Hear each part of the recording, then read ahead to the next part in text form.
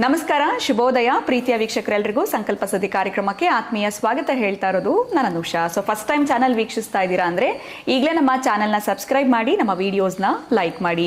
ಪ್ರತಿಯೊಂದು ವಿಡಿಯೋಸಲ್ಲಿ ಕೂಡ ಸಾಕಷ್ಟು ಉಪಯುಕ್ತವಾಗಿರುವಂಥ ವಿಚಾರಗಳ ಬಗ್ಗೆ ಪ್ರತಿಯೊಂದು ಮಾಹಿತಿ ಹಾಗೆ ಮಾರ್ಗದರ್ಶನ ನೀಡುವಂತಹ ಸ್ಪಿರಿಚುವಲ್ ಗುರು ಡಾಕ್ಟರ್ ವಿಷ್ಣುದತ್ತ ಗುರುಜಿ ಅವರಿದ್ದಾರೆ. ಗುರುಗಳನ್ನ ಕಾರ್ಯಕ್ರಮಕ್ಕೆ ಬರಮಾಡ್ಕೊಳ್ಳೋಣ. ನಮಸ್ತೆ ಗುರುಗಳೇ, ಕಾರ್ಯಕ್ರಮಕ್ಕೆ ಭಕ್ತಿಯ ಸ್ವಾಗತ. ಒಳ್ಳೆದಾಗಲಿ ಗುರುಗಳೇ, ಕಳೆದ ಬಾರಿ ಈ ಒಂದು ಆರಿದ್ರ ನಕ್ಷತ್ರದ ಬಗ್ಗೆ ನಮಗೆ ನೀವು ಜನರಲ್ ಆಗಿ ತಿಳಿಸ್ಕೊಟ್ಟಿದ್ರಿ. ಆರಿದ್ರ ನಕ್ಷತ್ರದ್ದು ಆ ಒಂದು ಮಾರ್ಗಶಿರ ಮಾಸದಲ್ಲಿ ಬರುವಂಥದ್ದು ಈ ವಿಚಾರವಾಗಿ. ಅದೇ ರೀತಿ ನೀವು ಹೇಳಿದ್ರಿ ಧನುರ್ಮಾಸದಲ್ಲಿ ಬಂದಾಗ ಕೂಡ ಬಹಳ ವಿಶೇಷ ಆರಿದ್ರ ನಕ್ಷತ್ರ ಅಂತ. ಸೊ ಈ ಆರಿದ್ರ ನಕ್ಷತ್ರ ಯಾವಾಗ ಬರ್ತಾ ಇದೆ, ಆ ದಿನ ಹೇಗೆ ನಾವು ಬಳಸ್ಕೊಳ್ಬೇಕು, ಸೊ ಆ ದಿನ ಅಭಿಷೇಕ ಮಾಡೋದ್ರಿಂದ ಏನಾದರೂ ಫಲಗಳು ನಮಗೆ ಸಿಗುತ್ತಾ ಅಥವಾ ನಮ್ಮ ಕನಸುಗಳೇನಾದರೂ ನನಸು ಮಾಡ್ಕೊಳ್ಬಹುದಾ? ಸೊ ಈ ಬಾರಿ ಆರಿದ್ರ ನಕ್ಷತ್ರ ಯಾವಾಗ ಬರ್ತಾ ಇದೆ, ಹೇಗೆ ಅದನ್ನು ಬಳಸ್ಕೋಬೇಕು ಗುರುಗಳೇ, ಇದ್ರ ಬಗ್ಗೆ ತಿಳಿಸ್ಕೊಡಿ. ಓಂ ವಿಶ್ವಸ್ಮೈ ನಮಃ. ಪ್ರೀತಿಯ ಬಂಧುಗಳೇ, ಆರಿದ್ರೋತ್ಸವ ಆರಿದ್ರೋತ್ಸವ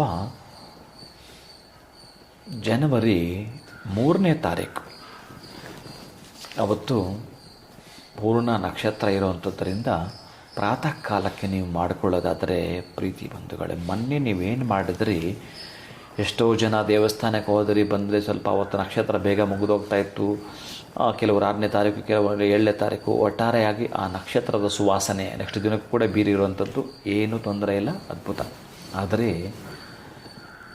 ಮಾಸಾನ ಮಾರ್ಗಶೀರ್ಷೋಹಂ ಅಂತ ಕೃಷ್ಣ ವಾಚ, ಇನ್ನು ಮುಂದುವರೆದ ಭಾಗದ ಶ್ಲೋಕ ಇದೆ. ಅದು ಈ ಮಾಸದಲ್ಲಿ, ಅದರಲ್ಲೂ ಧನುರ್ಮಾಸ ನೋಡಿ, ನೀವು ಮೊನ್ನೆ ಮಾಡಿದಾಗ ಈ ಮಾರ್ಗಶಿರ ಮಾಸವಿದ್ದರೂ ಅದನ್ನೇ ಇನ್ನೊಂದು ಸ್ವಲ್ಪ ನಾವು ಧನುರ್ಮಾಸ ಅಂತ ಏನು ಕರಿತೀವೋ, ಈ ಧನುರ್ಮಾಸ ಇದೆಯಲ್ಲ, ಈ ಧನುರ್ಮಾಸಕ್ಕೆ ಸಂಬಂಧಪಟ್ಟಾಗಿರತಕ್ಕಂತಹದ್ದು ಅವತ್ತಿನೂ ಪ್ರಾರಂಭ ಆಗಿಲ್ಲ. ಮಾರ್ಗಶಿರ ಇತ್ತು, ಧನುರ್ಮಾಸ ಇದೇ ಡಿಸೆಂಬರ್ 16ರಿಂದ ಪ್ರಾರಂಭ ಆಗಿದೆ. ಇನ್ನು ಸಂಕ್ರಾಂತಿ ತನಕ ಇರುತ್ತೆ, ಜನವರಿ 14ರ ತನಕ ಇರುವಂಥದ್ದು. ಅದರಲ್ಲಿ ಧನುರ್ಮಾಸ ಇದ್ದಾಗ ಮೊನ್ನೆ ಮಾಡಿದ್ದು ಎಷ್ಟರ ಪಟ್ಟು, 100ರ ಪಟ್ಟಿದ್ದು, 100ರ ಪಟ್ಟು. ಅದರಲ್ಲೂ ಶಿವನೇ ಹೇಳ್ತಾನೆ, ಶಿವಪುರಾಣದಲ್ಲಿ ಆರಿದ್ರ ನಕ್ಷತ್ರದಂದು ಆ ಧನುರ್ಮಾಸದಲ್ಲೂ ಮಾಡಿದ್ದೆ. ಆದರೆ ಈ ಚಿದಂಬರಮಲ್ಲಿ ಮಾಡ್ತಾರೆ. ಸಾಧ್ಯ ಆದರೆ ಚಿದಂಬರ ಶಿವನ ದರ್ಶನಕ್ಕೆ ಪ್ರಯತ್ನ ಪಡೆಯವತ್ತು ಒಂದು ದರ್ಶನ ಮಾತ್ರ ಸಾಕು. ಈ ಜನ್ಮಕ್ಕೆ ಆರಿದ್ರ ನಕ್ಷತ್ರದಲ್ಲಿ ಚಿದಂಬರಂ ಕ್ಷೇತ್ರದಲ್ಲಿ ಆಗ್ತಕ್ಕಂತಹ ಚಿದಂಬರ ರಹಸ್ಯ ನೀವು ತಿಳ್ಕೊಳ್ಳೋದು ಬೇಡ, ಆ ಶಿವನ ದರ್ಶನ ಒಂದು ಮಾಡಿಕೊಂಡ್ರೆ ನಿಮ್ಮ ಜೀವನದ ರಹಸ್ಯ ಕಂಡುಕೊಂಡ್ಬಿಡ್ತೀರಿ, ನಿಮ್ಮ ಜೀವನ ಸತ್ಯಾಂಶ ಕಂಡುಕೊಂಡ್ಬಿಡ್ತೀರಿ.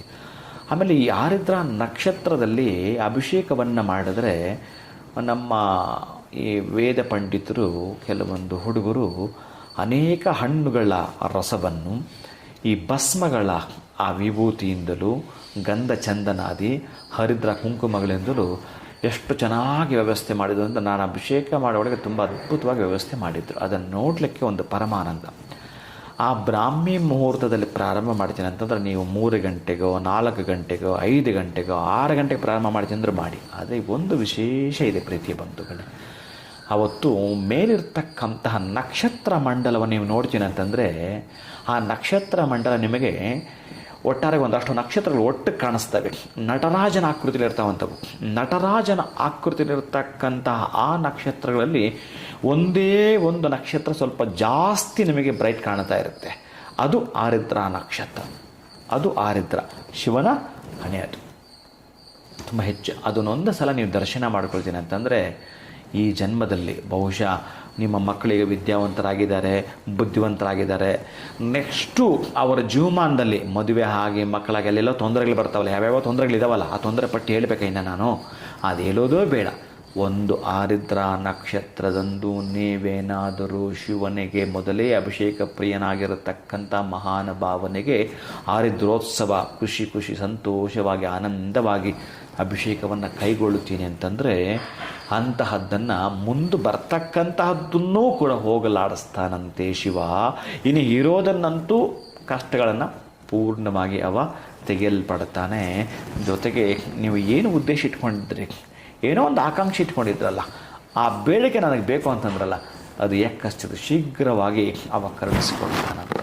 ಅಂತಹ ಆರಿದ್ರೋತ್ಸವ ಅದೇ ಶಿವ ಮತ್ತೊಂದು ಮಾತಾಡ್ತಾರೆ, ಯಾರು ಆರಿದ್ರ ನಕ್ಷತ್ರದಲ್ಲಿ ನನಗೆ ಈ ಖುಷಿಯಿಂದ ಸಂತೋಷದ ಅಭಿಷೇಕವನ್ನು ಮಾಡುತ್ತಾರೋ, ನನಗೆ ಕುಮಾರಸ್ವಾಮಿ ಅಂದರೆ ಬಹಳ ಖುಷಿ, ಬಹಳ ಇಷ್ಟ ನನಗೆ ಸುಬ್ರಹ್ಮಣ್ಯ ಸ್ವಾಮಿ ಅಂದರೆ ನನ್ನ ಮಕ್ಕಳೆಲ್ಲರೂ ಇಷ್ಟವೇ. ಇನ್ನೊಂದು ಅಷ್ಟು ಹೆಚ್ಚಿಗೆ ಒತ್ತು ಕೊಡೋದಾದರೆ ಸುಬ್ರಹ್ಮಣ್ಯ ಸ್ವಾಮಿ ಅಂದರೆ ಬಹಳ ಬಹಳ ಪ್ರೀತಿ ನನಗೆ ಅಂತ ಶಿವ ಹೇಳುತ್ತಾನೆ. ಅವನಿಗಿಂತಲೂ ಹೆಚ್ಚಿನ ಪ್ರೀತಿ ಅವರ ತೊಡೆ ಮೇಲೆ ಕೂರಿಸ್ಕೊಳ್ತೀನಿ ಅಂತ ಶಿವವಾಚ. ಇದು ನಾನು ಹೇಳಿದ್ದಲ್ಲ, ಶಿವನೇ ಹೇಳಿದ್ದು. ಶಿವಪುರಾಣ ತೆಗೆದು ನೀವು ಓದಿ, ಒಮ್ಮೆ ಗಮನಿಸಿ ನೀವು.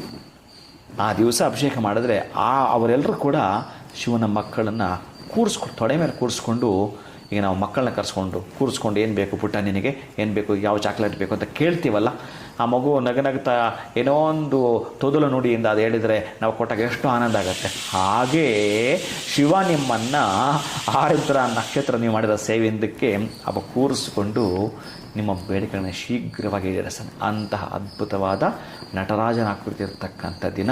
ಯಾವುದಾದ್ರೂ ದೇವಸ್ಥಾನದಲ್ಲಿ ಹೋಗಿ ನೀವು 3 ಗಂಟೆ 4 ಗಂಟೆಯ ನಕ್ಷತ್ರ ಮಂಡಲವನ್ನು ನೋಡಿಕೊಳ್ತಾ ಅಭಿಷೇಕಾದಿಗಳನ್ನು ಮಾಡಿಸ್ತೀನಿ ಅಂತಂದರೆ ಮಾಡಿಕೊಳ್ಳಿ. ಪರಮ ಶ್ರೇಷ್ಠವಾಗಿರತಕ್ಕಂತಹ ದಿನ ಬಂಧುಗಳು. ನಮಗೆ ಯಾವಾಗಲೂ ಬರಲ್ಲ ಕೆಲವೆಲ್ಲ ಕೂಡ, ನೆಕ್ಸ್ಟ್ ಬರೋದು ನಿಮ್ಗೆ ವರ್ಷಕ್ಕೇನೆ, ಪ್ರತಿ ತಿಂಗಳು ಬರ್ತವೆ, ಅದೆಲ್ಲ ಬೇರೆ. ಆದರೆ ಈ ಮಾರ್ಗಶಿರ ಮಾಸದಲ್ಲೂ, ಅದರಲ್ಲೂ ಧನುರ್ಮಾಸದಲ್ಲೂ ಈ ನಕ್ಷತ್ರ ಮೊನ್ನೆ ಇರಲಿಲ್ಲ ಧನುರ್ಮಾಸಕ್ಕೆ, ಈಗ ಧನುರ್ಮಾಸ ಇದೆ. ಅದಕ್ಕಾಗಿ ಅಂತಹ ಶ್ರೇಷ್ಠತಮವಾಗಿರತಕ್ಕಂತಹ ನಟರಾಜನ ದರ್ಶನ ಮಾಡಿಕೊಳ್ಳಿ. ನಿಮ್ಮ ಬದುಕಲ್ಲಿ ಯಾವುದ್ಯಾವುದೋ ನಾಟಕಗಳು ನಡೀತಾ ಇದ್ದಾವಲ್ಲ, ಗೊತ್ತಿಲ್ಲದೆ ಇರತಕ್ಕಂಥದ್ದು ಕೆಟ್ಟ ನಾಟಕಗಳು, ಅದಕ್ಕೆ ಇತಿಶ್ರೀ ಇಡುತ್ತಾನೆ. ನಿಮಗೇನು ಬೇಕೋ ನಿಮ್ಮ ಬದುಕು ಭವ್ಯವಾಗಲಿಕ್ಕೆ, ಆನಂದವಾಗಲಿಕ್ಕೆ, ಸಂತೋಷವಾಗಲಿಕ್ಕೆ, ನೆಮ್ಮದಿಯಾಗಿರಲಿಕ್ಕೆ ಅವ ಕಟಾಕ್ಷ ಮಾಡ್ತಾನೆ ನನ್ನ ಪ್ರೀತಿಯ ಬಂಧುಗಳೇ. ಖಂಡಿತ ಗುರುಗಳೇ, ಬಹುಶಃ ಈ ಪ್ರಶ್ನೆ ಕೇಳಿ ಎಲ್ರಿಗೂ ಅನುಕೂಲ ಆಯಿತು ಅಂತ ಅಂದ್ಕೊಳ್ತೀನಿ. ಜನವರಿ 3ನೇ ತಾರೀಕು ದಿನ ಪೂರ್ತಿ ಅವತ್ತು ಸಂಪೂರ್ಣ ದಿನ ಆರಿದ್ರ ನಕ್ಷತ್ರ ಇದೆ. ಇನ್ನು ಅಭಿಷೇಕ ಪ್ರಿಯ ಆಗಿರುವಂಥ ಶಿವನ್ನ ನಾವು ಆ ದಿನ ಹೇಗೆ ಅಭಿಷೇಕದಿಂದ ನಾವು ಪೂಜಿಸಬೇಕು ಅನ್ನೋದ್ರ ಬಗ್ಗೆ ತಿಳಿಸ್ಕೊಟ್ರಿ. ಹಾಗೆ ಮಾಡೋದ್ರಿಂದ ನಮಗಿರುವಂಥ ಸಮಸ್ಯೆಗಳು ಒಂದು ಲಿಸ್ಟ್ ಏನಿರುತ್ತೆ ಅವೆಲ್ಲದಕ್ಕೂ ಕೂಡ ಒಂದು ಫುಲ್ ಸ್ಟಾಪ್ ಇಡ್ಬೋದು. ಇನ್ನು ಅವೆಲ್ಲದರಿಂದ ಹೇಗೆ ಹೊರಗಡೆ ಬರಬಹುದು ಅನ್ನೋದ್ರ ಬಗ್ಗೆ ಬಹಳ ಅಚ್ಚುಕಟ್ಟಾಗಿ ತಿಳಿಸ್ಕೊಟ್ರಿ. ಧನುರ್ಮಾಸದಲ್ಲಿ ಆರಿದ್ರ ನಕ್ಷತ್ರ ದಿನ ಶಿವನ ಅಭಿಷೇಕ ಹೇಗೆ ಮಾಡಬೇಕು ಅಂತ ತಿಳಿಸ್ಕೊಟ್ಟಿದ್ದೀರಾ ಗುರುಗಳೇ, ಬಹಳ ಧನ್ಯವಾದಗಳು. ನಮಸ್ಕಾರ. ಹರೇ ಶ್ರೀನಿವಾಸ. ಸೊ ಜನವರಿ 3ನೇ ತಾರೀಕು ಇರುವಂಥದ್ದು, ಪ್ರಾರಂಭದಲ್ಲಿ ನಮಗೆ ಗುರುಗಳು ತಿಳಿಸ್ಕೊಟ್ಟಿದ್ದಾರೆ ಆರಿದ್ರ ನಕ್ಷತ್ರ ಇರುವಂಥದ್ದು. ಸೊ ಆ ದಿನ ಶಿವನ ಅಭಿಷೇಕ ನೀವು ಹೇಗೆ ಮಾಡಬೇಕು ಪ್ರತಿಯೊಂದು ಮಾಹಿತಿಯನ್ನು ನಿಮಗೆ ಮುಂಚಿತವಾಗಿ ತಿಳಿಸ್ಕೊಟ್ಟಿದ್ದಾರೆ. ಈಗಲೇ ನೀವು ನೋಟ್ ಡೌನ್ ಮಾಡ್ಕೊಳ್ಳಿ. ನಿಮಗಿರುವಂತಹ ಸಮಸ್ಯೆಗಳಿಂದ ಹೊರಗಡೆ ಬರೋದಕ್ಕೆ ಈ ಆರಿದ್ರ ನಕ್ಷತ್ರ ಸಹಾಯ ಮಾಡುತ್ತೆ ಅಂತ ಹೇಳ್ತಾ ಇವತ್ತಿನ ವಿಡಿಯೋನ ಮುಗಿಸುವಂತಹ ಸಮಯ ಆಗಿದೆ. ನಮಸ್ಕಾರ.